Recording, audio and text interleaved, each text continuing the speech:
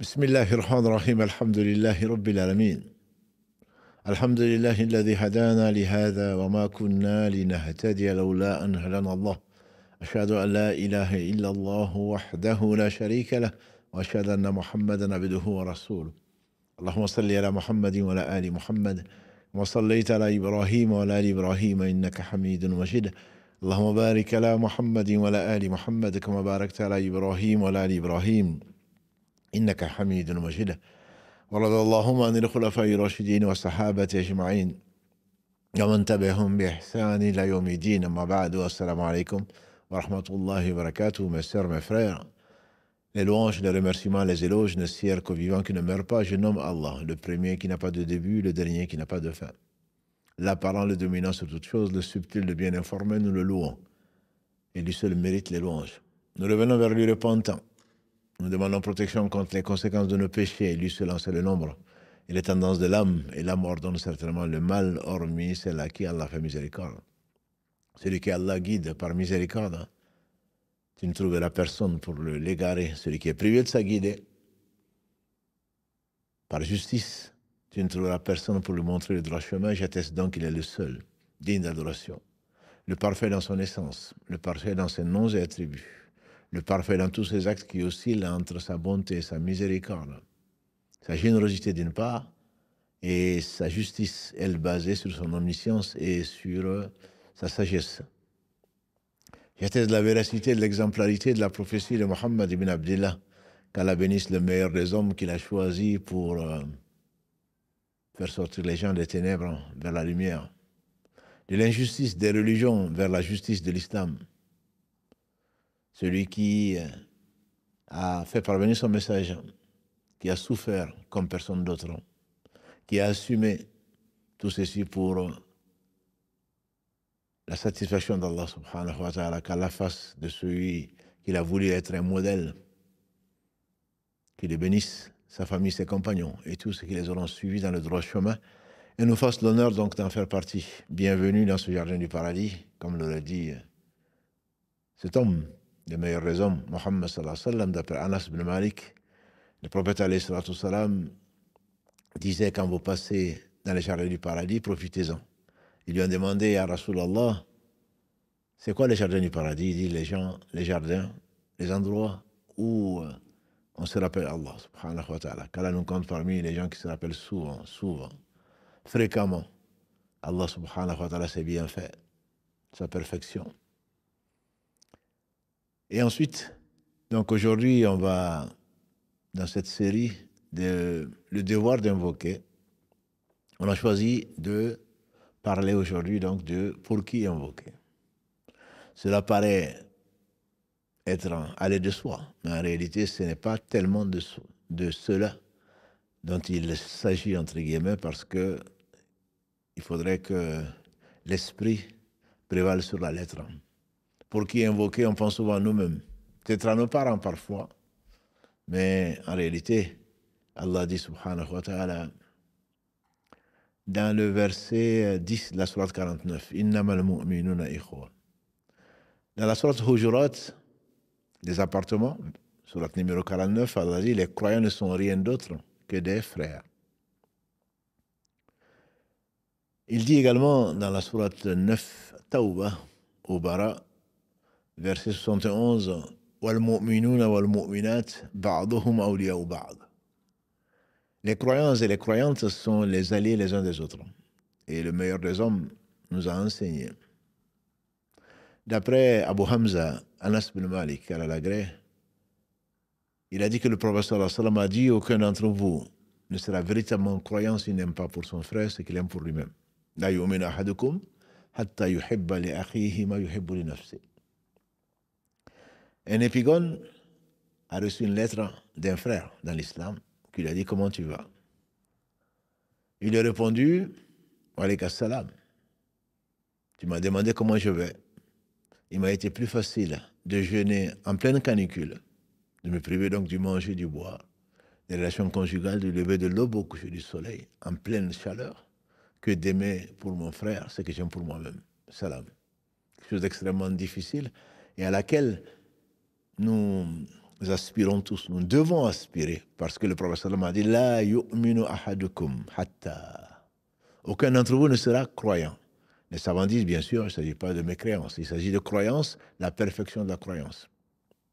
Et nous devons tous tendre vers cette perfection, comme Allah subhanahu wa ta'ala le dit dans la sourate 16, An-Nahl, les abeilles, verset 90, Inna Allah ya'amuru bil adl wa l'ihsan. Wa ita'i dhil qurba. Allah ordonne al-adl, la droiture, l'équité et l'excellence. Donc chacun d'entre nous doit chercher à être excellent, autant que faire se peut, bien sûr, avec le bagage intellectuel, le bagage physique qu'Allah a donné à tout un chacun. L'excellence est toute relative, c'est par rapport à soi-même, par rapport à la capacité qu'Allah subhanahu wa ta'ala t'a confiée. Et tu seras jugé sur celui-là et Allah est juste.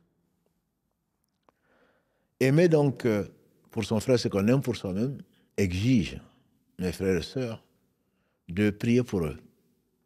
De prier pour eux. Donc la première des choses, c'est de leur souhaiter du bien, de leur souhaiter la guider. Ne vois-tu pas que 17 fois par jour, tu arrives en train de dire Ihdina as-sirata al-mustaqim, après avoir loué Allah subhanahu wa ta'ala qui t'a écouté et qui t'a promis ce qu'il t'a promis, d'exaucer ce que tu vas dire, tu mets au pluriel Ihdina as-sirata al-mustaqim, guide-nous dans le droit chemin, parce que je ne suis pas le seul, ya Allah. Tu m'as choisi des hommes et des femmes et tu nous as réunis dans la fraternité de l'islam. Alors guide-nous, pas que guide-moi, Ihdini as-sirata al-mustaqim, Ihdina as-sirata al-mustaqim. Guide-nous, ya Allah, mes sœurs, mes frères et moi-même. Et quand on y pense, on voit l'esprit même de l'islam. Le prophète sallallahu alayhi wa sallam nous a enseigné que les musulmans sont comme une construction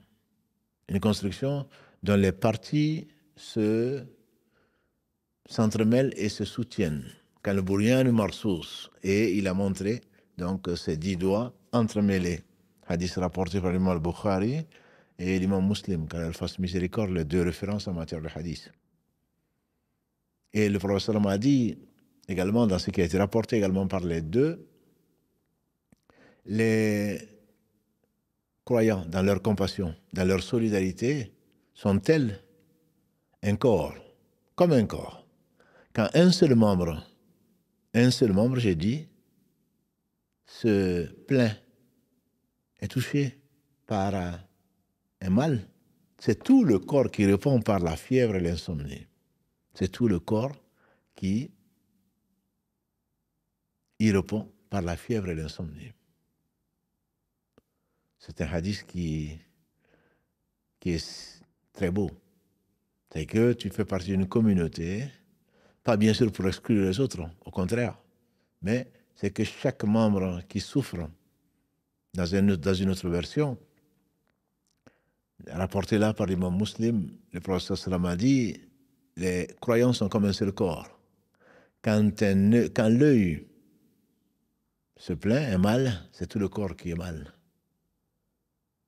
Et il a cité également un autre membre, donc c'est tout le corps qui doit répondre. Quand la tête est malade, c'est tout le corps qui répond. Hadith rapporté par l'imam donc al-Muslim, d'après Nu'man ibn Bashir, qu'Allah lui fasse miséricorde. Et c'est Abu Moussa qui a rapporté dans les deux authentiques Sahihain que les croyants sont comme un seul corps. Qu'est-ce que ça veut dire? Cela implique donc que quand tu souhaites du bien pour toi, tu dois souhaiter du bien pour ton frère. Quand tu souhaites la guérison, tu dois souhaiter la guérison pour ton frère ou ta sœur qui est malade. Et combien de musulmans sont malades, comme les non-musulmans? Le prophète alayhi salatu salam nous a rapporté, a dit plutôt, ce qui a été rapporté par Abdallah ibn Abbas radiallahu anhuma, qui a été rapporté dans les authentiques, dans les hadiths authentiques rapportés donc par l'imam Abu Daoud et Tirmidhi.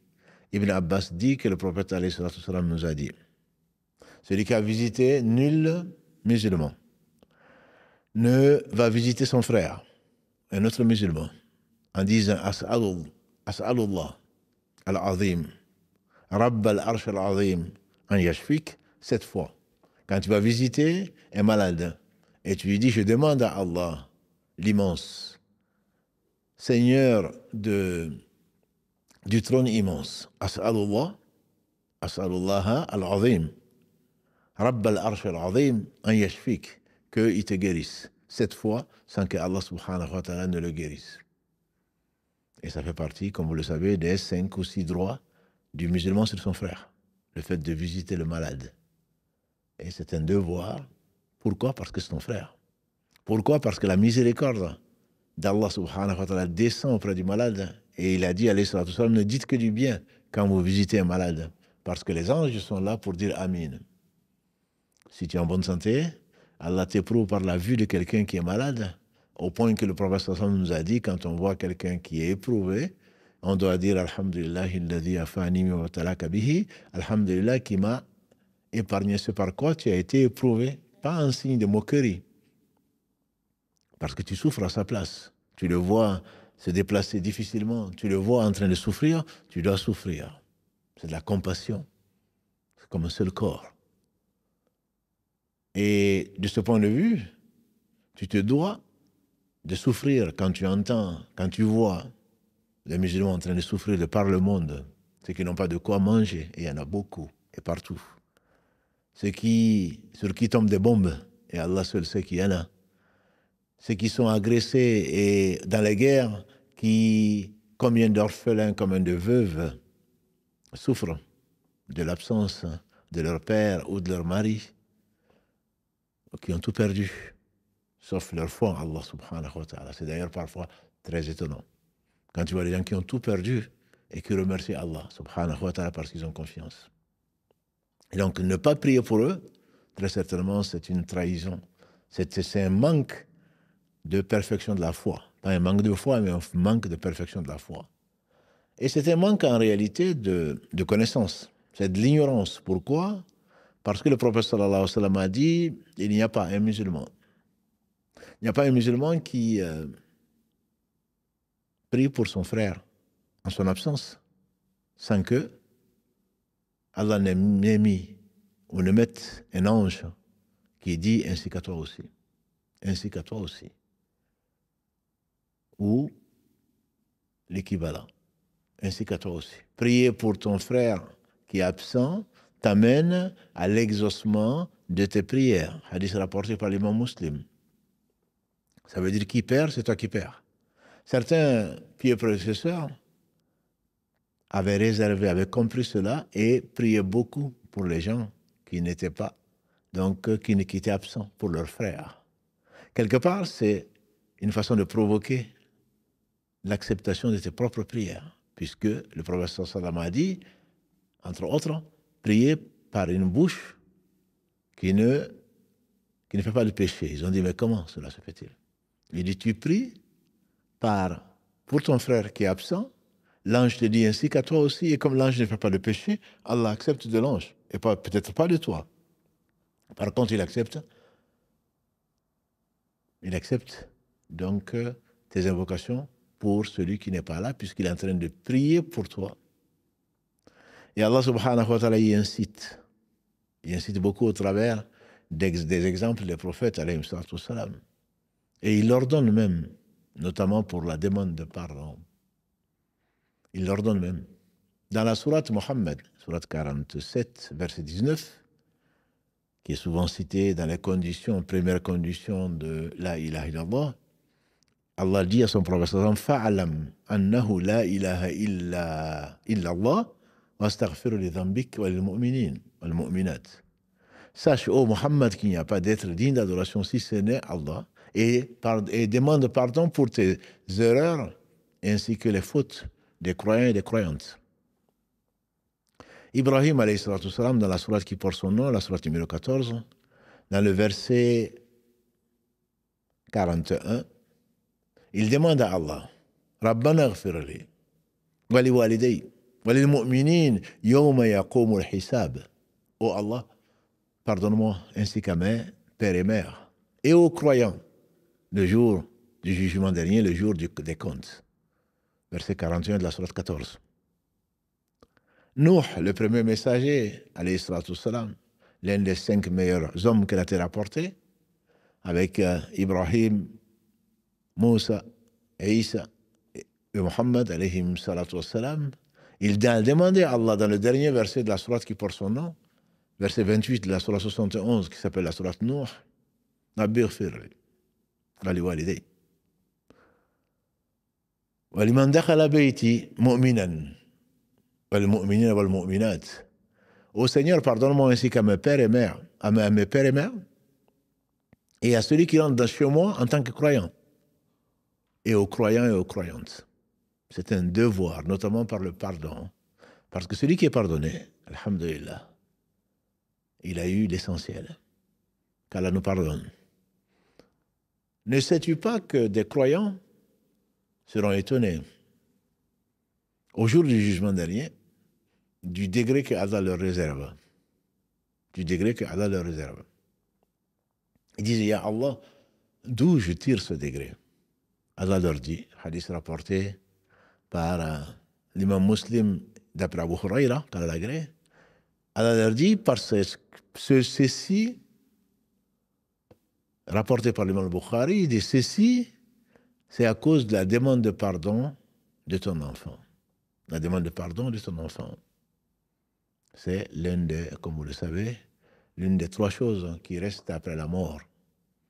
Quand l'homme décède, trois choses perdurent, a dit le prophète sallallahu alayhi wa sallam, mais dans une version, il commence par un enfant pieux qui prie pour son père et sa mère, bien sûr. Un enfant pieux qui prie pour son père et sa mère.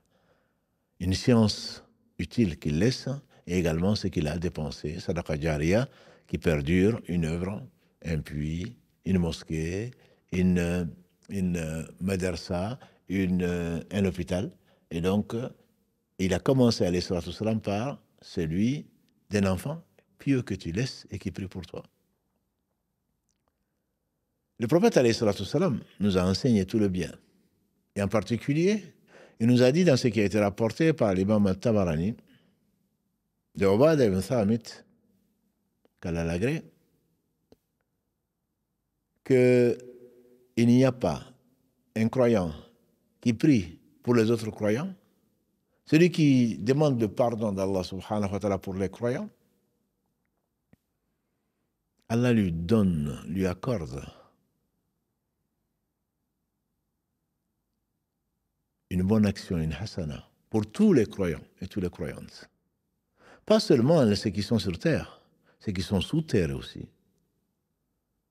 Et c'est pour cela, et c'est simple, tellement simple. Allahumma aghfirli, wal mu'minin, wal mu'minat. Tous les croyants qui t'ont précédé, depuis Adam alayhi salam, jusqu'à aujourd'hui, tous les croyants sur terre, qu'on peut estimer, Allahu alam, à combien Allah seul sait, mais pour chaque fois que tu demandes le pardon pour les croyants et les croyantes, Allah te le compte comme une hasanat. Ça te paraît peu. Imaginons qu'il y ait 100 millions de croyants. Allah seul sait combien il y en a. Et tous ceux qui sont passés avant, et ce sont certainement les meilleurs. Thullatun min al-awwalin wa qalilun min al-akhirin. Si tu prends la sourate 56, al-Waqi', Allah parle wa sabiquna sabiqun, les proches, les rapprochés, les plus proches d'Allah, les meilleurs croyants. Allah dit, nombreux parmi les anciens, parmi les passés, min al-awwalin, parmi les premiers, wa qalilun min al-akhirin, et peu parmi les derniers, c'est-à-dire nous, et les gens qui viendront encore après. Donc les rapprochés sont les vrais croyants. Et ils sont nombreux parmi ceux qui nous ont dévancés. Et donc le fait de demander à Allah subhanahu wa ta'ala le pardon pour les croyants, Rabbi ighfirli, au Seigneur pardonne-moi, wa lil mu'minina wal mu'minat, c'est tellement simple. Les gens qui ont compris ça ne manquaient pas de prier pour les croyants. Dans chaque prière, obligatoire et surrogatoire. Si tu y associes tes parents, comme on le verra tout à l'heure, c'est encore mieux. Allah subhanahu wa ta'ala nous y incite. Le verset 10, la sourate 59, Al-Hashr. وَالَّذِينَ جَاءُوا مِن بَعْدِهِمْ يقولون ربنا اغفر لنا ولإخواننا الذين سبقونا بالإيمان ولا تجعل في قلوبنا غلا للذين آمنوا.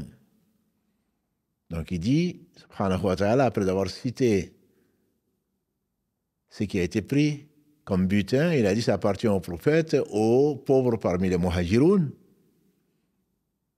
parmi ceux qui ont quitté la Mecque, tout abandonné pour Allah subhanahu wa ta'ala, et également ceux qui viendront après qui diront Seigneur, pardonne-nous. Pardonne-nous ainsi que à nos frères qui nous ont dévancés dans la foi, et ne mets pas dans nos cœurs de la haine vis-à-vis des gens qui ont cru. Et donc, tous les croyants, tu pries pour tous les croyants, et en leur absence, non seulement tu as une hasana pour chaque croyant et croyante, et Allah seul sait qui sont les croyants et les croyantes, mais en plus de cela, parce que tu vas prier pour eux, Allah va faire, peut-être te donner une progéniture qui va prier pour toi, puisque tu as prié pour les autres, non? Et les anges vont dire ainsi qu'à toi. C'est pour cela que si on en avait vraiment conscience, on n'aurait pas cessé de prier. Je vous conseille, mes frères et sœurs, de ne pas oublier les croyants dans votre prière. Mais tous les croyants. Et demandez à Allah de ne pas nous mettre de la haine contre les croyants. Et je n'ai pas trouvé mieux comme remède que le fait de prier pour ton ennemi. Celui qui pense être ton ennemi, entre guillemets. L'ennemi de celui qui est ton ennemi, c'est l'ennemi d'Allah subhanahu wa ta'ala. Même celui-là, il faut prier pour lui, comme on le verra, inshallah. Mais c'est quelqu'un qui t'a fait du mal, et notamment dans ta famille, tes frères, tes sœurs dans la religion, tes sœurs dans la religion, dont le comportement est loin, aujourd'hui, d'être exemplaire.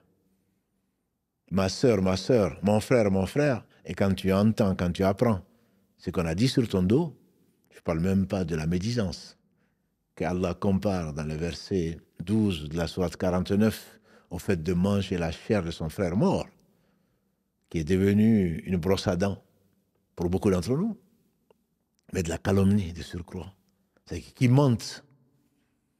La médisance, c'est le fait de dire ton frère ce qu'il n'aime pas en son absence. Au moins, c'est quelque chose de vrai. Mais Allah le compare au fait de manger de la jifa, de manger la chair de ton frère mort. Fakarihitumo, bien sûr que vous en avez horreur. Et pire que ça, c'est la calomnie, le fait de mentir sur ton frère ou sur ta sœur. Quand tu entends ça, ça fait mal. Shaitan, il en profite pour mettre dans ton cœur la haine contre telle personne. Mais en réalité, les anciens, quand ils entendaient que quelqu'un les a médits sur leur compte, non seulement ils étaient modestes et humbles, ils disaient, tu ne sais que tu sais, n'est rien par rapport à ce qu'Allah t'a caché. Le voile épais d'Allah subhanahu wa ta'ala sur nous.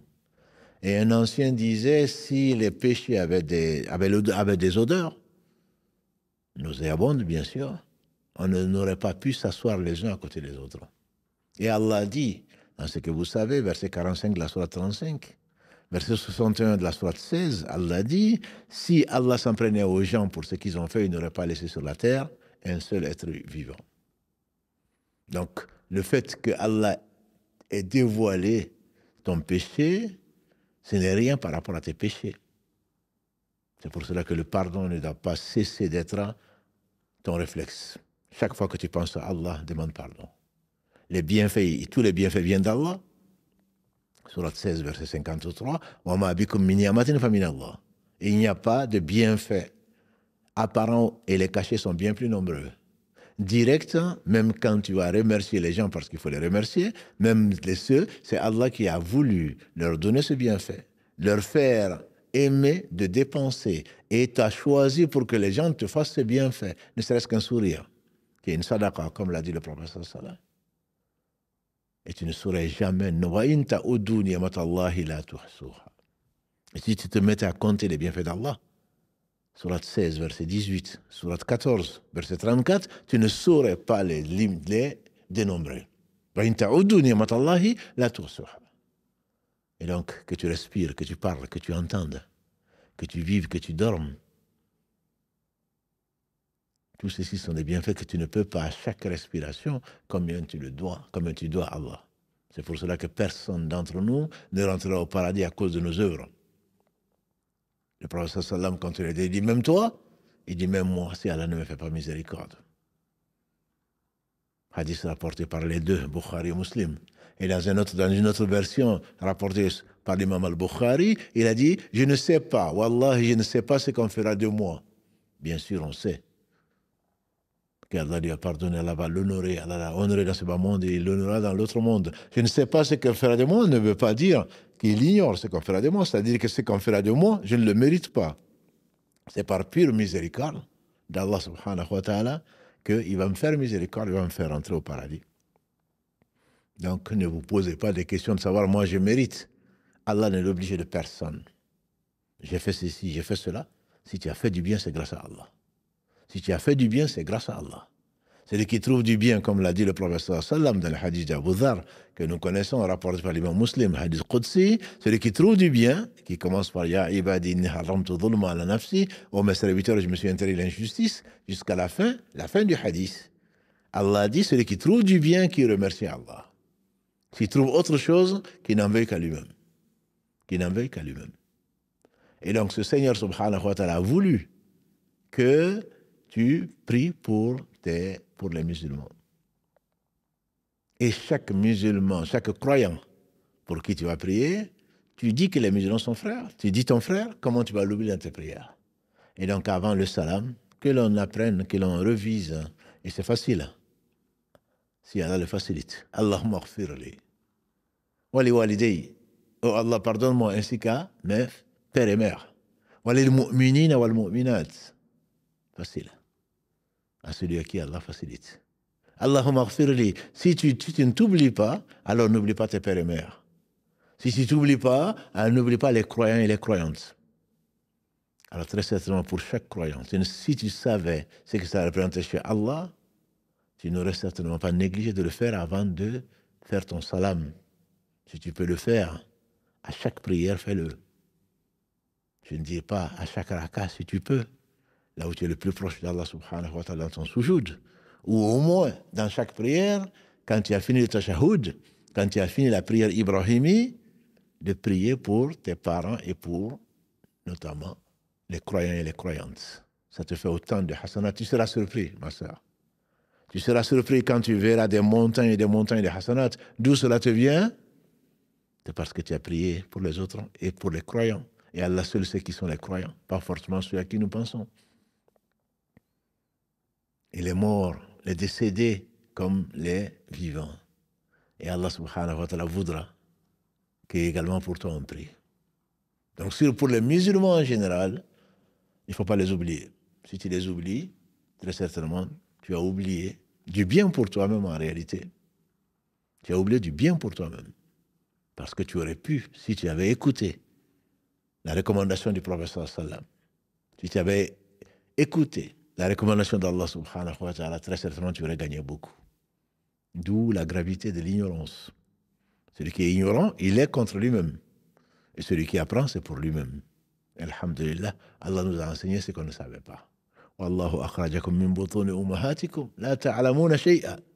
Allah vous a fait sortir, verset 118 de la sourate 16, Allah vous a fait sortir des ventres de vos mères, vous ne saviez rien. Et Allah nous a enseigné. وَعَلَّمَ الْإِنسَانَ مَا لَمْ يَعْلَمْ. Le premier verset, le cinquième des versets qui ont été envoyés la première fois en révélation dans la sourate 96 par le Seigneur des mondes au travers de l'ange Gabriel quand il a honoré Mohammed sallallahu alayhi wa sallam de cette belle mission, mais combien exigeante qui est la prophétie et que dis-je, là, le sceau de la prophétie pour confirmer, corriger et compléter les bienfaits d'Allah sur nous. Donc il ne faut pas oublier les musulmans, notamment les croyants. Tu veux de la santé pour toi-même, mais prie pour les autres. Tu veux la sécurité, prie pour les autres. Tu veux ce que tu veux, des enfants pieux, une femme pieuse, un mari pieux, prie pour les autres. Il se peut que Allah subhanahu wa ta'ala t'accorde cette femme pieuse, pas forcément celle à qui tu penses, cet homme pieux, pas forcément à celui à qui tu penses, au travers de l'invocation que tu vas faire pour ta sœur, pour ton frère, Parce que l'ange dira ainsi qu'à toi aussi. Oh Allah, accorde ce que je disais donc, la meilleure façon que j'ai trouvée pour pardonner, entre guillemets, pour te soulager par rapport aux méfaits, par rapport à la haine des uns et des autres, qui sont de ta propre famille, que sont les musulmans, c'est de prier pour eux. Ibn Qayyim, quand il faisait miséricorde, il disait, quand tu vois un fauteur de troubles, quand tu vois un désobéissant d'Allah, tu peux le maudire, bien sûr, mais quand tu vois un désobéissant d'Allah, prie pour lui. Parce que, wallahi, s'il savait la gravité de ce qu'il faisait, s'il savait ce que Allah a envers lui de châtiment, il ne l'aurait jamais fait. Voilà un ignorant. Celui que tu es en face, qui t'a insulté, qui a médit sur toi, voilà un ignorant. Parce que demain, Allah va prendre ses bonnes actions s'il en a. Si Allah les a acceptées. Et Allah n'accepte que des pieux. Allah prendra ses bonnes actions s'il avait, et il va te les donner. Et tu ne seras pas le seul. Et s'il n'a pas de bonnes actions parce qu'il a été pervers, ou alors parce qu'il a fait tant de péchés, Allah va prendre de tes péchés l'équivalent, puisqu'il est juste, pour lui mettre dessus, il tombe en enfer, en ordre. Prie pour ton frère. Prie pour ta sœur. C'est pour qui tu dois le plus prier, bien sûr, c'est le prophète sallallahu alayhi wa sallam. Celui pour qui tu dois prier, c'est le prophète sallallahu alayhi wa sallam. Le prophète alayhi wa sallam nous a rapporté, d'après ce qui a été donc rapporté par Oussama bin Zayd, celui qui l'aimait tant. Hadith rapporté donc par l'imam al-Tirmidhi, priez pour celui qui vous fait du bien. Priez pour celui qui vous fait du bien. Hadith rapporté par l'imam al-Tirmidhi, qu'Allah lui fasse miséricorde. Qui nous a fait, après Allah bien sûr, on ne va pas prier pour Allah, qui nous a fait, qui nous a apporté, ce par quoi Allah nous accorde le bien ici, dans l'au-delà. Père et mère, parce qu'il nous a éduqués, parce qu'il nous a mis au monde, oui. Mais combien de fils d'Adam sont en enfer, combien que la part de l'enfer, on le dit souvent, 999 sur 1000. Ils ont des pères, ils ont des mères. Il leur a apporté quelque chose, des croyances, mais il ne leur a pas apporté l'islam. Ou alors il leur a apporté, ils n'ont pas suivi. Celui par qui Allah a sauvé, qui l'a sauvé, de cette communauté, la dernière des communautés, qu'Allah a aimé et a choisi comme meilleure communauté parce qu'elle ordonne le bien, interdit le mal et croit en Allah, celui par qui celui que Allah a envoyé comme miséricorde pour les univers, verset 107 de la sourate, les prophètes, 21, verset 107. On t'a envoyé à Mohammed comme miséricorde pour le monde ou pour la création. Comment tu peux ne pas prier pour celui-là? Allah l'ordonne dans son livre, sourate 33, verset 56, que nous connaissons tous au moins le sens. Inna Allaha wa malaikatahu yusalluna ala nabi ya ayyuhalladhina amanu sallu alayhi wa sallimu taslima. Allah et ses anges prient sur le prophète. Allah et ses anges prient sur le prophète. Et la prière d'Allah suffit. C'est la bénédiction que Allah subhanahu wa ta'ala a accordée à cet homme. C'est l'éloge qu'Allah en fait auprès des anges. Les anges prient sur lui pour que Allah subhanahu wa ta'ala l'augmente en éloge et qu'au jour du jugement dernier, il soit honoré comme il a été ici-bas. Et Allah n'a pas besoin d'anges. La bénédiction d'Allah suffit. Allah et ses anges prient sur le prophète alayhi salatu salam. Et Allah nous dit également dans la même sourate 33, Huwa alladhi yusalli alaykum wa malaikatahu liyukhrijakum min adh-dhulumati ila an-nur, au travers des prières des anges. Allah nous fait sortir des ténèbres vers la lumière. Tu es content de toi, tu étais égaré, aujourd'hui tu es guidé, c'est grâce à Allah. Parce qu'Allah a voulu te faire sortir des ténèbres vers la lumière, et les anges ont demandé à Allah de le faire et Allah a accepté.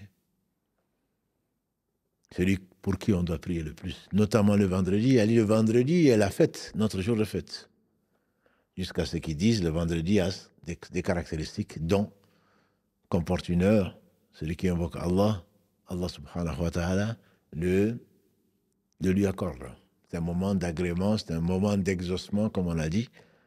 Et le vendredi, priez abondamment sur moi. Sans compter, sans oublier que celui qui prie sur le prophète sallam, Allah prie 10 fois sur lui.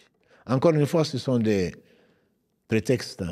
Tu pries pour un croyant, Allah met un ange pour prier. Allah te met, tu pries pour le croyant ou les croyants, Allah te donne le nombre de hasanat correspondant au nombre de croyants que lui seul sait. Tu pries pour ton frère qui est absent, Allah te met un ange pour dire ainsi qu'à toi aussi. Tu pries pour le prophète sallam, Allah prie 10 fois sur toi. Et c'est pour cela qu'il disait peut-être le bakhil, l'avare, le vrai avare. C'est celui qui entend parler de moi et qui ne prie pas sur moi. Il n'y a pas plus avare. Tu ne veux pas t'enrichir, tu ne veux pas avoir les bénédictions d'Allah, tu ne veux pas avoir les bénédictions des anges, tu ne veux pas être rapproché par Allah, certainement, puisque tu as entendu Muhammad, tu n'as pas dit sallallahu alayhi wa sallam. Tu as demandé pour toi-même avant de demander pour lui. Le prophète sallallahu alayhi wa sallam, dans ce qu'on a déjà vu, il a entendu un homme, Ubada qui rapporte ce hadith, il a entendu un homme en train de dire « Ya Allah, pardonne-moi », etc. Il a dit « Voilà quelqu'un qui est pressé ». Et si tu faisais les louanges d'Allah et tu priais sur son prophète, ce qui suivrait serait probablement accepté. Bien sûr, il ne s'agit pas de faire ces prières dans le sujoud, d'autre chose, c'est en dehors de la prière qu'il faut prier sur lui, sallallahu alayhi wa sallam, bien que dans la prière, le tashahoud, après le tashahoud, tu fais la prière ibrahimique qui correspond à ce qu'Allah lui a révélé. Et il y a au moins une dizaine donc de versions qui ont été révélées qu'il faut utiliser plutôt que les versions qui ont été inventées, qu'on attribue aux uns aux autres. Ils n'ont pas reçu de révélation. Celui qui a reçu la révélation, et je vous rappelle, quand Allah a révélé le verset 56 de la sourate 33, Inna Allah wa malaikatahu yusalluna ala nabi, ils ont dit Ya Rasulallah, Allah nous dit de prier sur toi. On sait comment te saluer. On dit Salamu alayka ya Nabi Allah ou Salamu alayka ya Rasulallah. Mais comment on va prier pour toi? Il s'est tu. Il s'est tu. Et Allah a révélé, lui a révélé ce qu'il lui a révélé. Il a dit Qulu, dites. Allahumma salli ala Muhammadin wa ala ali Muhammad kama sallayta ala Ibrahim wa ala ali Ibrahim, dans une des versions la plus connues qu'on appelle la prière Ibrahimi, mais il y en a bien d'autres. Allahumma salli ala Nabi, Allahumma salli ala Muhammad an-Nabi al-Ummi wa Allahumma salli ala Muhammad wa azwajihi wa zurriyatihi, Allahumma salli ala Muhammad wa ala ali Muhammad kama sallayta ala Ibrahim wa ala ali Ibrahim ou kama sallayta ala ali Ibrahim. Beaucoup de versions, alhamdulillah, existent, authentiques, et c'est là qu'il faut puiser parce que cela vient d'Allah, puisque ça vient du prophète sallallahu alayhi wa sallam. Wa ma atakumur rasulu fakhuduhu, verset 7 de la sourate 59, ce que le messager vous apporte, prenez-le. Wa ma nahakum an fantahu, ce qui vous a interdit, abstenez-vous-en. Wa taqullah, et craignez Allah, inna Allaha shadidul iqab, car Allah est dur de châtiment. On prend ce que le messager nous a apporté de la part de son Seigneur, et son Seigneur ne fait que le meilleur. Et le messager a été véridique. Quant à nous, nous n'avons pas d'autre chose que de nous soumettre à la révélation et pas à la raison ou penser qu'il y a mieux que ce qu'a apporté Mohammed sallallahu alayhi wa sallam. Celui qui le pense ment sur lui et n'est plus croyant, tout simplement. Et donc, celui à qui on doit réserver un homme, le professeur sallam a dit priez sur moi, et un homme lui dit moi je vais te réserver le tiers de mes prières. Il a dit c'est bien. Si tu pouvais faire plus, ce serait mieux. Il dit, je vais te réserver la moitié de mes prières. Et nous, on est loin de là. Il a dit, c'est bien. Mais si tu faisais plus, ce serait mieux pour toi. Il dit, je vais te réserver toutes mes prières. Il a dit, là, tu y es arrivé. Si on savait, on aurait abondamment prié sur Muhammad sallallahu alayhi wa sallam. Parce que quand tu pries sur lui, Allah prie 10 fois sur toi. Ces anges seront de la partie également. Et Allah n'en a pas besoin. Ensuite, il ne faut pas oublier, comme l'a dit le prophète sallam également, c'est un hadith qui a été, alhamdulillah, rapporté par Ibn Omar, Kalalagré. Ibn Omar a rapporté ce hadith consigné dans le Musnad de l'imam Ahmad, car la défense miséricorde ainsi qu'à tous nos savants, le 4e des 4 fondateurs d'école. Ibn Omar dit, le prophète sallam a dit qu'il faut remercier. Il faut reconnaître et les faveurs que les gens nous apportent. Allah n'aime pas les ingrats. Donc il faut remercier père et mère, entre autres, il faut remercier les gens qui nous font du bien. Et si on n'y arrive pas, alors priez pour eux. Alors priez pour eux. Priez pour eux, c'est-à-dire, dites Jazakallahu khayran. Et c'est ce que vous dites en fait. Quand quelqu'un fait quelque chose, on dit Jazakallahu khairan, qu'Allah t'accorde la récompense, une bonne récompense. Jazakallahu, qu'Allah te récompense. Khaira, quelque chose de mieux, du bien. Qu'Allah te récompense par un bien.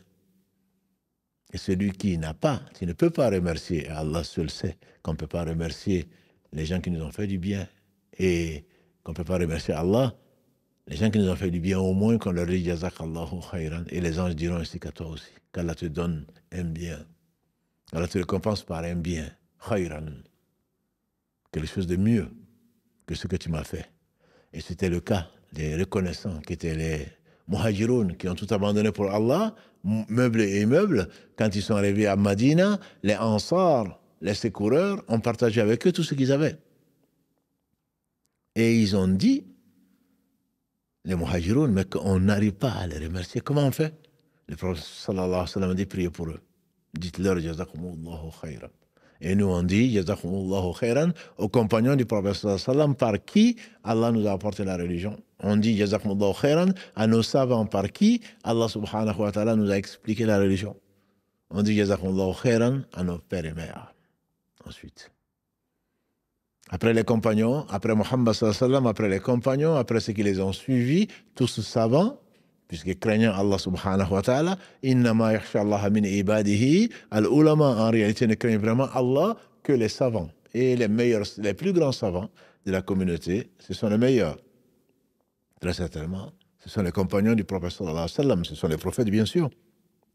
Et depuis Muhammad sallallahu alayhi wa sallam, c'est certainement les compagnons de Muhammad sallallahu alayhi wa sallam. Et le plus savant d'entre eux, c'est le meilleur d'entre eux, c'est Abu Bakr Siddiq, radiallahu ta'ala anhu. Et quand nous disons radiallahu anhu, vous imaginez pas qu'on a un ange qui dit ainsi qu'à toi aussi. On dit qu'Allah les agrée, qu'Allah l'agrée. Chaque fois qu'on parle d'Abu Huraira, quand on parle de quelqu'un d'autre, qu'Allah l'agrée. Et les anges, un ange dira ainsi qu'Allah t'agrée, mon frère. Qu'Allah t'agrée, ma sœur. C'est un ange qui te souhaite ça. Et quand un ange te le demande, Inch'Allah, Allah va t'agréer. Parce que tu as aimé le bien pour quelqu'un qui est ton frère. Un jour meilleur qu'aujourd'hui, le prophète sallam dit, mes frères me manquent. Les frères me manquent. Mes frères me manquent. Et les compagnons, ils ont dit, nous ne sommes pas tes frères. Il a dit, non, vous êtes mes compagnons. Vous êtes mes compagnons.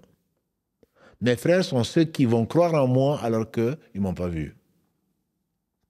Ça, ce sont nous et d'autres. Qu'Allah subhanahu wa ta'ala nous fasse miséricorde et nous réunisse avec le meilleur des hommes, Muhammad sallallahu alayhi wa sallam. L'homme peut ne pas avoir fait beaucoup comparé à d'autres, mais il a souvent prié sur le prophète sallallahu alayhi wa sallam. Il a souvent prié pour les compagnons, il a souvent prié, il les a aimés surtout.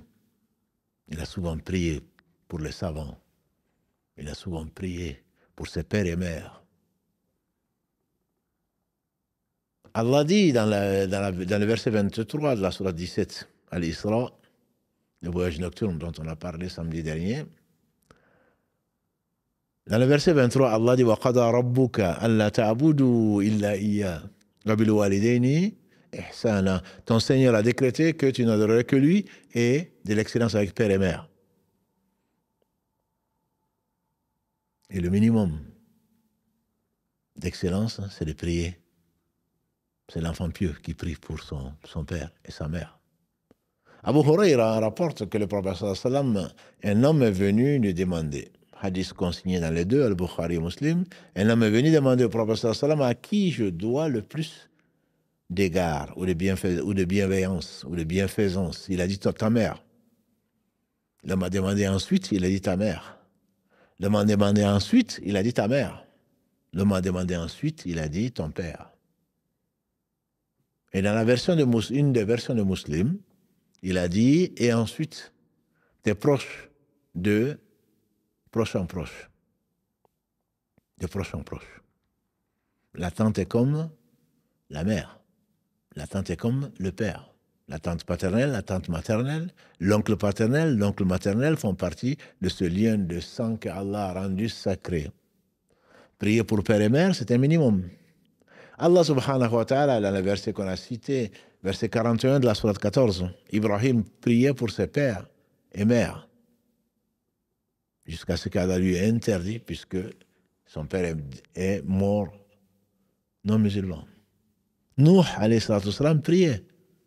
Dans le verset 28 de la sourate qui porte son nom, 71. Nuh priait pour, comme on l'a dit, son père et sa mère, ainsi que pour les croyants. Le prophète, alayhi salatu wassalam, dans ce qui a été rapporté par l'imam Muslim, d'après Abu Huraira, radiallahu ta'ala anhu, le prophète sallallahu alayhi wa sallam a dit: j'ai demandé à Allah de prier pour ma mère. Il me l'a refusé. Je lui ai demandé de visiter sa tombe, il me l'a accepté. Et Allah a révélé, subhanahu wa ta'ala, dans le verset 113 de la sourate 9. Allah a révélé à son prophète sallallahu alayhi wa sallam, il n'appartient pas au prophète, ni aux croyants, de prier pour les associateurs, une fois que Allah, subhanahu wa ta'ala, aura montré que c'est les gens de l'enfer. Et donc, il n'est pas permis, tant que la personne est vivante, il faut prier pour la personne. Parce que tu espères du bien pour elle. Parce qu'Allah est capable de toutes choses. Alam yajidaka yatiman fa'awa wa wajadaka dalan fahada. Ya Muhammad, ne t'a-t-il pas trouvé, Allah subhanahu wa ta'ala, orphelin? Il t'a mis à l'abri. Il t'a trouvé égaré, il t'a guidé. Chacun d'entre nous est kullukum dal. Allah dit dans le verset, dans le hadith Qudsi, que nous aimons tant avec les gens de science en général, notamment ceux du Cham. Ô mes serviteurs, je me suis interdit l'injustice, je l'ai rendue interdite. Entre vous, ne vous faites pas injustice. Ô mes serviteurs, vous êtes tous égarés sauf celui que je guide. Demandez-moi donc la guider. C'est la raison pour laquelle nous demandons à Allah subhanahu wa ta'ala, au moins 17 fois par jour, de nous guider. De nous guider. Nous et nos frères, nous et ceux qui sont vivants, de nous guider avant qu'il ne soit trop tard. Mais Allah a interdit au prophète sallallahu alayhi wa sallam, comme il a interdit à Ibrahim, de prier pour son père, au prophète alayhi wa sallam, de prier pour sa mère. Et quand Abu Talib, ça on le voit dans samedi dans le joyau de la prophétie, quand il est mort, le prophète sallallahu alayhi wa sallam était très triste. Allah lui dit dans la sourate 28, verset 56, « Innaka la tahdi man ahbabt, walakin Allah yahdi man yasha » Tu ne guides pas, ya Muhammad, qui tu aimes, c'est Allah qui guide qui il veut. Donc père et mère, c'est une guidée à demander, c'est bien à ses pères et mères, jusqu'à ce que Allah décrète que ces gens vont croire ou ils ne vont pas croire. L'exemple qui me vient en tête, Abu Huraira, qu'Allah l'agrée, dans ce qui a été rapporté par Yazid ibn Abdurrahman, consigné dans l'authentique de Muslim, Abu Huraira, invité, il est rentré dans l'islam en année 7. Pourtant, il a rapporté 5374 hadiths. Celui qui a rapporté le plus de hadiths du prophète sallallahu alayhi wa sallam à cause, on en a parlé lundi, l'islam au quotidien, à cause de l'invocation du prophète sallallahu alayhi wa sallam. Puisqu'il craignait d'oublier et il aimait Allah, il aimait son prophète, il aimait la religion, et aujourd'hui, c'est celui qui a apporté le plus de hadiths du prophète sallallahu alayhi wa sallam. Il avait une mémoire phénoménale parce que le prophète sallallahu alayhi wa sallam avait prié pour lui. Et quand il a ramené le pan de son vêtement, il dit: je n'ai plus jamais rien oublié. Abu Huraira, parce qu'on aime du bien pour nos parents, pour nos enfants, pour les gens qu'on aime. C'est la raison pour laquelle on les invite au bien, dans ce bas monde, dans l'au-delà. Ce n'est pas pour contraindre qui que ce soit à devenir musulman. Non, la ikraha fi din, dit Allah. Verset 256 de la sourate Al-Baqarah, il n'y a pas de contrainte en matière de religion. Mais parce que je t'aime, je te veux du bien ici-bas et surtout le bien pour l'éternité. C'est Jésus qui disait: وَمَنْ يُشْرِكْ بِاللَّهِ فَقَدْ حَرَّمَ اللَّهُ عَلَيْهِ الْجَنَّةَ وَمَأْوَاهُ النَّارُ وَمَا فِي الظَّالِمِينَ مِنْ أَنصَارٍ. Dieu met dans la bouche de Jésus celui qui associe quoi que ce soit à Allah, Allah lui interdit son paradis. Et son refuge sera dans l'enfer. وَمَا لِلظَّالِمِينَ مِنْ أَنصَارٍ. Les injustes n'auront pas de secoureur. Allah le met dans la bouche de Jésus. Et ceci est aussi vrai pour tout un chacun. Inna Allah la yaghfiru an yushraka bihi wa yaghfiru ma duna dhalika liman yasha. Allah ne pardonne pas qu'on lui associe quoi que ce soit. En dehors de ça, il pardonne à qui il veut. verset 48 de la sourate 4, verset 116 de la sourate 4. Et donc le père et la mère et qui que ce soit ont pris pour eux, pour que Allah les guide. Abu Huraira donc appelait sa mère à l'islam.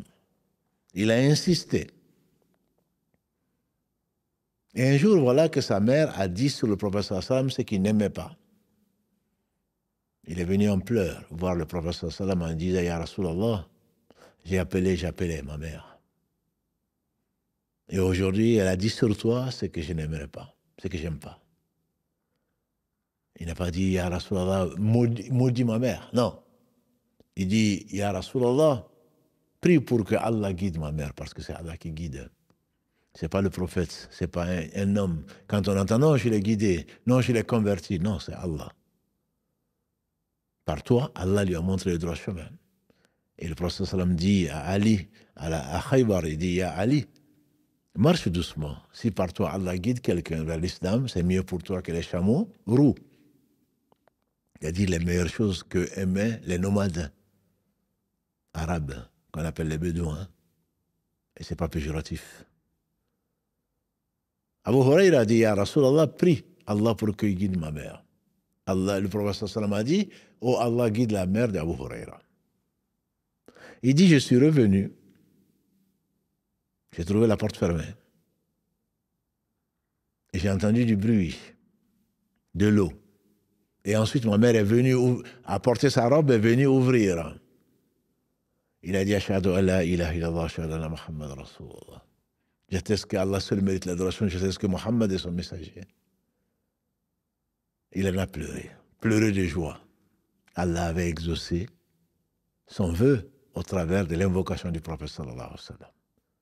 Quel cœur tu as quand tu veux du mal pour les gens. Quel cœur tu as quand tu veux que Allah maudisse les gens. Quel cœur tu as quand tu ne pries pas pour les autres. C'est sa propre mère, celle qui t'a mis au monde. Au lieu de prier pour elle, non, moi, mon père, c'est un kafir, on entend, des jeunes. Non, ma mère, elle n'est pas croyante. Qu'est-ce que tu en sais? Prie pour elle. Tu l'étais pas non plus. Avant qu'Allah ne te guide, prie pour les gens. Tant qu'ils sont vivants, prie pour eux. Quand Allah aura scellé leur sort, à ce moment-là, tu ne pourras plus le faire comme le prophète sallam. Allah lui a interdit de prier pour sa mère, comme il a interdit à Ibrahim de prier pour son père. Tu ne pourras plus le faire. Alors précipite-toi, sincèrement, dans le dernier tiers de la nuit, dans ta prosternation, à la fin de ta prière, prie pour les gens, notamment tes pères et mères. Abu Huraira donc est venu voir le prophète sallam, rempli de joie, il dit, Ya Rasulallah, j'ai une bonne nouvelle. J'ai une bonne nouvelle. Ma mère est rentrée dans l'islam. Au messager d'Allah, il ne s'est pas arrêté là. Au messager d'Allah, demande à Allah que Allah nous aime. Allah aime Abu Huraira et sa mère, et que Allah fasse aimer tous les croyants. Abu Huraira et sa mère. Il a dit ensuite, à la fin de ce hadith, je ne connaissais personne qui a entendu parler de moi ou qui m'a vu sans qu'il m'aime. Donc ceux ennemis de Dieu, ennemis d'eux-mêmes, qui critiquent Abu Huraira, qu'Allah a choisi pour être celui qui a rapporté le plus de hadiths du prophète sallallahu alayhi wa sallam, celui qui n'aime pas n'est pas un croyant. Puisque le prophète sallallahu alayhi wa sallam a dit, oh Allah aime Abu Huraira et sa mère. Si Allah l'a aimé, si toi tu ne l'aimes pas, c'est qu'il y a un problème. C'est qu'Allah ne t'aime pas. C'est pour cela qu'on demande à Allah de nous aimer, de nous faire aimer les gens qu'il aime. Tu ne peux pas aimer, tu ne peux pas ne pas aimer les gens qu'Allah aime, si vraiment tu aimes Allah. Surtout si Allah t'a aimé, parce que c'est le plus important. Donc il faut prier pour eux, les pères et mères. Ensuite les proches. Le prophète alayhi salatu wassalam a été jusqu'à prier pour ses ennemis. À Uhud, ils ont creusé un traquenard, ils ont creusé un trou. Il est tombé dedans, ses deux incisives sont cassées. On dit qu'il a passé 1 mois après à prier assis, tellement il était malade. Et ses compagnons, ils ont voulu le tuer. Les mouchriquines, les associateurs de la Mecque, ils ont voulu le tuer. Et quand ses compagnons lui ont dit, ô messager d'Allah, prie Allah pour qu'il les maudisse. Il a dit, oh Allah, Allahumma hadi qawmi fa innahum la ya'lamun.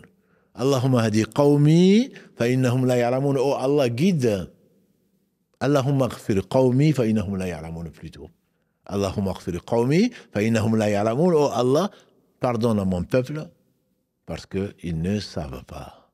Ibn Qayyim, quand il fasse miséricorde, à l'exemple de son enseignant principal, Ibn Taymiyyah, il dit, il y a là, dans cette invocation du prophète sallam pour ses ennemis qui ont tué 70 de ses compagnons, 70 martyrs qui sont à Uhud, et qui ont voulu le tuer, et qui ont causé tant de tort. Il a prié pour eux. Il dit, oh mon Dieu, prie, oh mon Dieu, pardonne plutôt à mon peuple, parce qu'ils ne savent pas. On dit qu'il y a dans cela 4 points d'excellence. Oh mon Dieu, pardonne à mon peuple, c'est la demande de pardon. Parce que moi, je les ai pardonnés, c'est ce qui est sous-entendu. Si je ne les ai pas pardonnés, je ne vais jamais demander à Allah de leur pardonner. Oh Allah, pardonne à mon peuple parce qu'ils ne savent pas.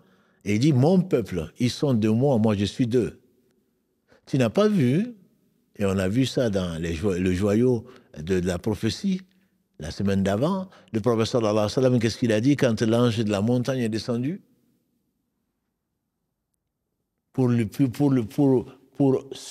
accepter, pour entendre l'ordre du prophète sallallahu alayhi wa sallam de détruire la Mecque et ce qu'elle contient, l'ange de la montagne est venu avec hadith rapporté par les deux, Al-Bukhari et Muslim, de notre mère Aïcha, l'ange quand il est venu de Taïf, l'ange de la montagne est venu après qu'on l'ait chassé de Taïf, après qu'il soit blessé, que ses pieds étaient ensanglantés. L'ange de la montagne est venu en disant, Ya Muhammad, Allah m'a envoyé, il lui a passé le salam, et pour me mettre à ton ordre. Si tu veux, je peux faire que les 2 montagnes qui surplombent la Mecque s'effondrent sur la Mecque et qu'elles disparaissent. Si tu veux, je peux faire autre chose. Il a dit non, c'est pas ce que je souhaite. Ce que je souhaite, c'est qu'Allah fasse sortir de ces gens au moins une personne qui l'adore sans rien lui associer. Voilà un cœur sans haine. Oh Allah, pardonne à mon peuple, ils sont de moi, je suis d'eux. Et le quatrième signe de perfection, il a dit parce qu'ils ne savent pas. Il leur a trouvé une excuse. Nous, on ne trouve pas d'excuse. Ni à nos pères, ni à nos mères, encore moins à un homme musulman. On ne trouve pas d'excuse. Si Allah guide par toi quelqu'un, c'est mieux pour toi que les chameaux. On demande à Allah de ne pas avoir de la haine vis-à-vis des croyants, comme on l'a vu dans le verset 10 de la sourate 59. Nous, on ne pardonne pas. Parce qu'on a l'impression que si on pardonne, ben, tout le monde va peut-être rentrer au paradis. Et on n'est pas garanti de rentrer au paradis. Allah a garanti quelqu'un qui pardonne à son frère, de le prendre par la main, de le faire rentrer au paradis. Quand tu ne pardonnes pas, pourquoi tu veux qu'Allah te pardonne? Pourquoi tu veux qu'Allah te pardonne? Le prophète a prié pour ses ennemis. Mais ce qu'il faut également savoir, c'est qu'il a maudit également ses ennemis. Donc, comment on concile les deux? Tout ce qui était, comme l'a dit notre mère Aïcha, radiallahu ta'ala anha, en disant que le prophète n'a jamais levé la main sur un esclave ni sur une femme. Chaque fois qu'il a levé la main, c'est dans le chemin d'Allah subhanahu wa ta'ala. Jamais le prophète ne s'est vengé pour quelque chose qui venait de lui, pour un tort qui lui avait été fait. Sallallahu alayhi wa sallam. Ne vous souvenez pas, ne vous souvenez-vous pas que Allah subhanahu wa ta'ala, c'est lui qui a répondu chaque fois qu'on a insulté le prophète sallallahu alayhi wa sallam. Tabbat yada abi lahabin wa tab. Inna a'tainaka la kawthar fasalli li rabbika wanhar inna shani'aka, celui qui te déteste, huwa al-abtar.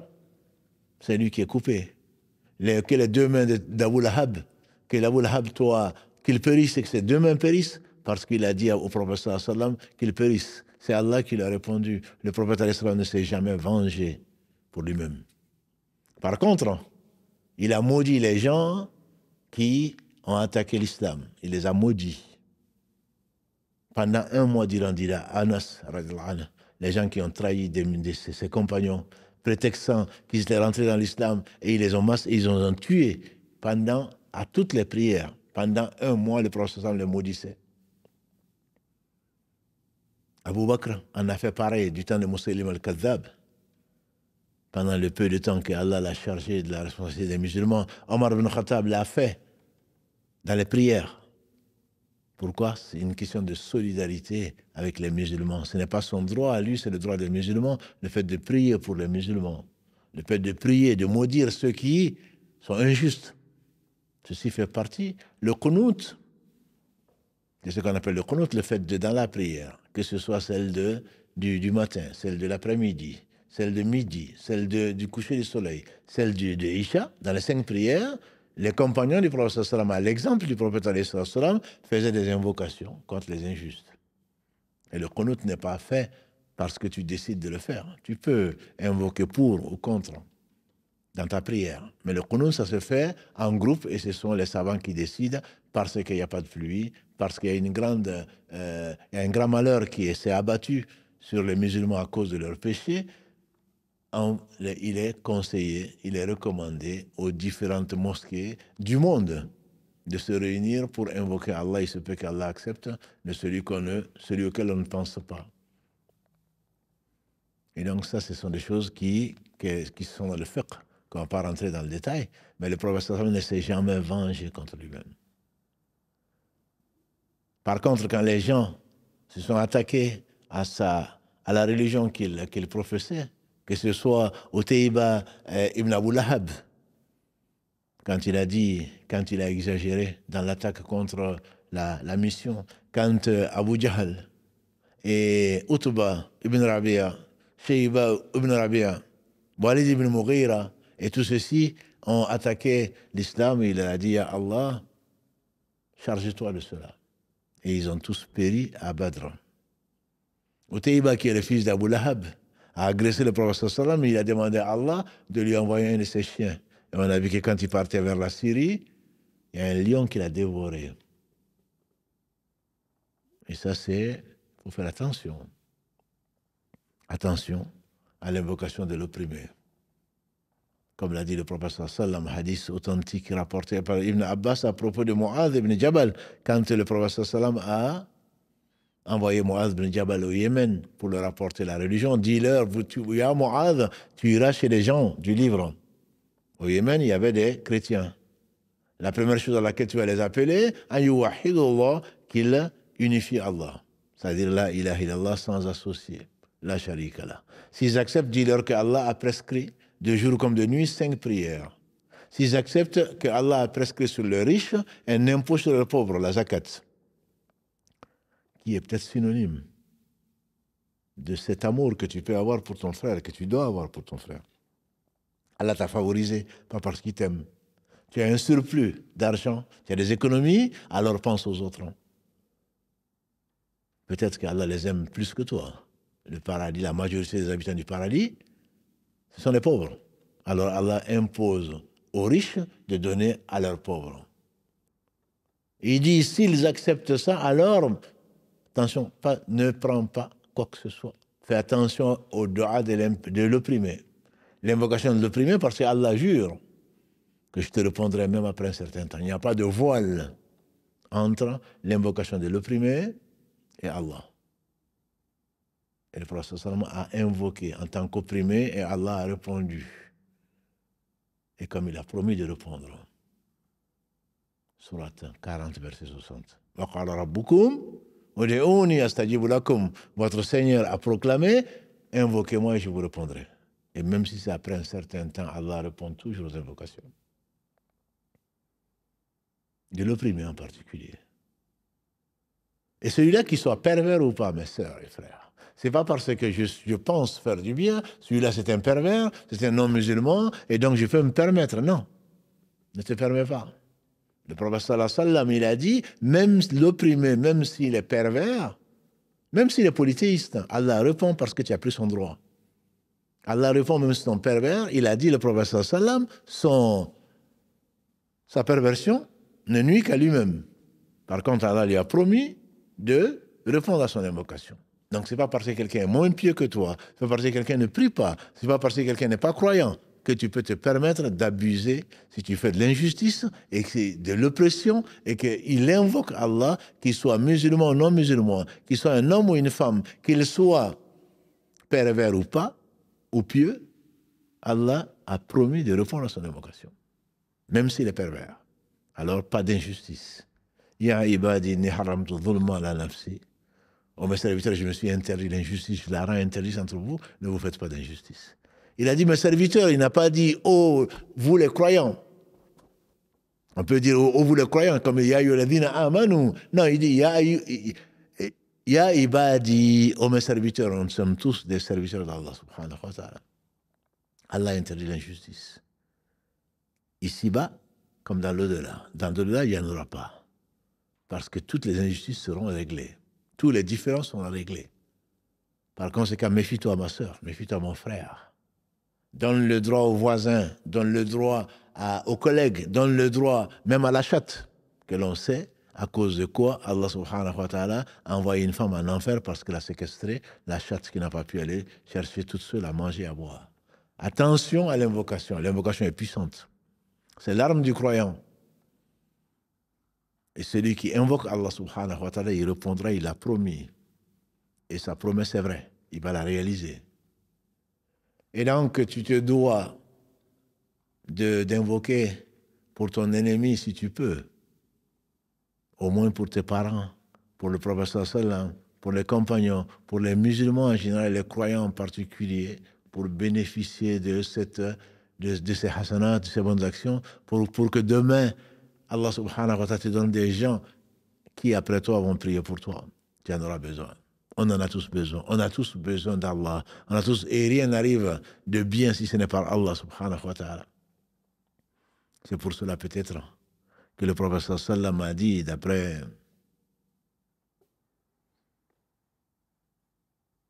Ibn Thabit, Ad-du'a huwa al-ibada. Ad-du'a huwa al-ibada. L'invocation, c'est ça, l'adoration. Invoquer Allah subhanahu wa ta'ala, on doit le faire. Et ceux qui, par orgueil, refusent de le faire, Allah leur promet d'être humiliés dans l'enfer. Donc il faut invoquer pour tout un chacun. Pour nous-mêmes, bien sûr, il faut commencer par nous. C'est ça la tradition. Le prophète sallam commençait par lui. Il commençait par lui-même, d'après donc Abu Huraira, Kalalagré, dans ce qui a été rapporté par l'imam al-Nasa'i. Le prophète sallam commençait les doigts par lui-même. C'est une sunna. Allah dit dans la sourate Muhammad 47, verset 19, فَعَلَمْ أَنَّهُ لَا إِلَهَ إِلَّا اللَّهِ وَاسْتَغْفِرُ لِذَنْبِكَ وَلِلْمُؤْمِنِينَ. Sache qu'il y a d'autres êtres dignes d'adoration si ce n'est Allah, et demande pardon pour tes erreurs et pour les croyants. Et donc on commence par soi. Ibrahim alayhi salatu wasalam disait Rabbana ghfir li wa li walidayya wa lil mu'minin yawma yaqumul hisab, surat 14 verset 41. Seigneur, pardonne-moi ainsi qu'à mes pères et mères et aux croyants le jour où donc le jour des comptes. Et également Allah subhanahu wa ta'ala fait dire à Nuh pareil. Commencer par soi, cela va de soi, on dirait. Cela va de soi. La charité bien ordonnée, dit le proverbe, commence par soi-même. On doit commencer par soi, prier pour soi, mais également prier pour ses parents, prier pour tout un chacun. Les 4 façons d'invoquer, et je finirai Inch'Allah par ça, il y a 4 façons d'invoquer et les 4 sont légiférées. Demander pour soi-même. Rabbi ghfirli, entre 2 prosternations. Seigneur, pardonne-moi, pardonne-moi. Seigneur, pardonne-moi. Et on a vu que le pardon, celui qui a été pardonné par Allah, il a tout gagné. Parce qu'il entrera au paradis. Il sera toutes les invocations, toutes les pratiques ne sont-elles pas destinées à nous faire pardonner? Les ablutions, celui qui les fait, comme l'a dit le prophète sallam correctement, l'eau qui sort de ses doigts enlève les péchés faits par les doigts. L'eau qui sort de sa figure enlève les péchés faits par les yeux, etc., par les membres. Celui qui jeûne le ramadan avec foi et espoir de la récompense, ses péchés antérieurs lui sont pardonnés. De la prière à la prière, du vendredi au vendredi, de la umrah à la umrah. Les péchés antérieurs sont pardonnés si on évite les péchés majeurs. Et parmi les péchés majeurs, c'est le fait de maudire ses propres parents. Ils ont été étonnés. Comment on peut maudire ses propres parents? Il a dit, tu insultes les parents de quelqu'un d'autre et il insulte tes parents. Donc c'est toi, quelque part, qui les as insultés. Donc le musulman doit avoir ce cœur. On parle donc de la médecine des cœurs de la série donc, des lives du mercredi, c'est le cœur. Aimer le bien pour les autres, aimer le bien pour soi, c'est aimer le bien pour les autres. Il faut passer par les autres pour que Allah subhanahu wa ta'ala t'accorde ce qu'il veut. En réalité, c'est toi-même que tu aimes. Sans être narcissique, c'est toi-même que tu aimes. Parce que tu pries pour quelqu'un d'autre et Allah subhanahu wa ta'ala met un ange, comme on a dit, pour prier pour toi. Donc il y a 4 façons d'invoquer. Invoquer pour soi, comme on a dit. Allahumma ba'id bayni wa bayna khataya kama ba'atha al-mashriq wal maghrib. Dans la prière, par exemple, le dua iftiftah. Quand tu commences la prière. Oh Allah, éloigne-moi des péchés comme tu as éloigné l'Occident de l'Orient. Donc tu pries pour toi. Ça existe. Et le prophète l'a fait, notamment dans la prière. Prier pour quelqu'un d'autre. Comme il a dit tout à l'heure, on a vu. Dans le hadith rapporté par l'imam muslim, d'après Yazid ibn Abdurrahman, quand il a dit « Ya Allah, guide la mère d'Abu Huraira. Ya Allah, ramène-moi le peuple d'Aous. Guide-les et ramène-les moi. » Hadith rapporté par l'imam al-Bukhari. Quand on lui a demandé de maudire ce peuple, cette tribu, il a dit « Ya Allah, guide-les. » Plutôt que de les maudire. Qu'est-ce que ça t'apporte de maudire quelqu'un? Et attention, la malédiction, mes sœurs. Attention, la malédiction, mes frères. Vous connaissez certainement l'histoire de Jureh. C'était un ermite. Quelqu'un qui s'est retiré, qui priait, qui s'est retiré de la ville et qui priait dans sa hutte. Quand il était en train de prier, sa mère l'a appelé. Hadith rapporté par les deux. Sa mère l'a appelé. Il était en train de prier. Il dit, « Ya Allah, j'arrête ma prière, je reprends ma mère. » Ou est-ce que je continue à prier? Il a opté pour continuer à prier. La mère est revenue à nouveau, elle a appelé, c'est moi ta mère, réponds-moi. Il n'a pas répondu. Il a préféré prier. Et la 3e fois, la mère est revenue, il a appelé, il a continué de prier, il a dit, Ya Allah, fais voir à Jureh le visage des prostituées. Tu as des réactions. Il faut faire attention, mes sœurs, nos mères, nos tantes, nos pères. Parmi les 3 invocations qui sont acceptées, c'est l'invocation du père contre son enfant. Et les savants disent également, bien sûr, l'invocation de la mère. La mère de Jureh a demandé à Allah qu'il fasse que Jureh ne quitte pas ce bas monde avant de voir le visage des prostituées. Et voilà qu'une prostituée au village est tombée enceinte. On lui a demandé, c'est qui? Avec qui tu as fait ça? Elle a dit, c'est avec Jureh, l'ermite. Ils ont été presque le lyncher. Ils ont cassé sa hutte. Et quand l'enfant est né, il est descendu au village. Parce que c'était un homme pieux. Allah a voulu faire cette karama. Allah a voulu l'innocenter. Comme il a innocenté la mère de Jésus, Marie. Jureh est descendu dans le village, il a dit à l'enfant quand il est né, « Enfant, qui est ton père ?» Ça vous étonne? Ça ne m'étonne pas. Comme on a dit samedi dernier, la vache a parlé. Le loup a parlé. Jésus a parlé au berceau pour innocenter sa mère. Je suis Abdullah. Et là, l'enfant a dit, mon père, c'est un tel. Comme l'enfant a parlé, les gens, forcément, ont compris qu'ils avaient fait une erreur, une faute, qu'ils avaient été injustes vis-à-vis de Jureh, qui n'était pas celui qui avait eu cet enfant avec cette prostituée-là. Ils ont voulu lui reconstituer une hutte en or. Il a dit non, reconstituez-moi juste ma hutte comme elle était. Et ce n'est pas parce qu'un enfant a parlé au berceau qu'il devient Dieu ou demi-dieu.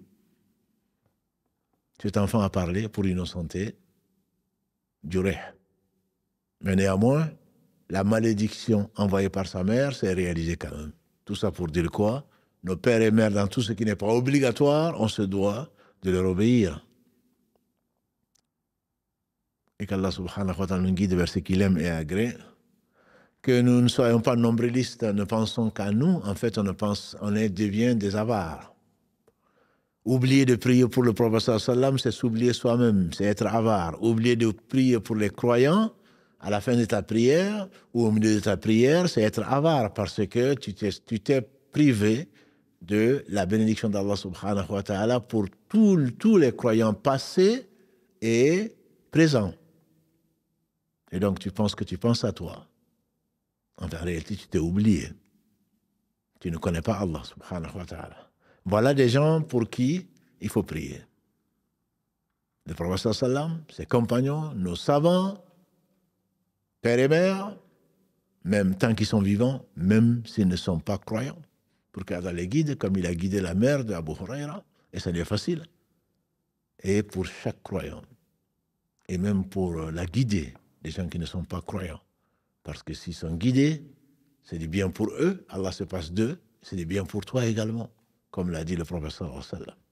Qu'Allah bénisse ce prophète, sa famille, ses compagnons, tous ceux qui les auront suivis dans le droit chemin, et nous fasse l'honneur d'en faire partie. Notre prochain rendez-vous, Inch'Allah, c'est samedi à 21h pour narrer la suite du voyage nocturne de ce qui a attendu le prophète sallallahu alayhi wa sallam, et quel homme, et quelle aventure, quelle épreuve. Qu'Allah subhanahu wa ta'ala le récompense de notre part. Jazakallahu khairan, khayra jaza min ummatihi sallallahu alayhi wa sallam. Qu'Allah le récompense de la meilleure façon de la part de notre communauté, de sa communauté, qui est donc la communauté qu'Allah a choisie subhanahu wa ta'ala pour ordonner le bien, interdire le mal. Qu'Allah vous aime, mes sœurs et frères. Qu'Allah nous fasse aimer les gens qu'il aime et qu'Allah nous fasse aimer les œuvres qui nous rapprochent de son amour dans l'invocation. سبحانك اللهم وبحمدك أشهد أن لا إله إلا أنت أستغفرك وأتوب إليك سبحان ربك رب العزة عما يصفون وسلام على المرسلين والحمد لله رب العالمين والسلام عليكم ورحمة الله وبركاته.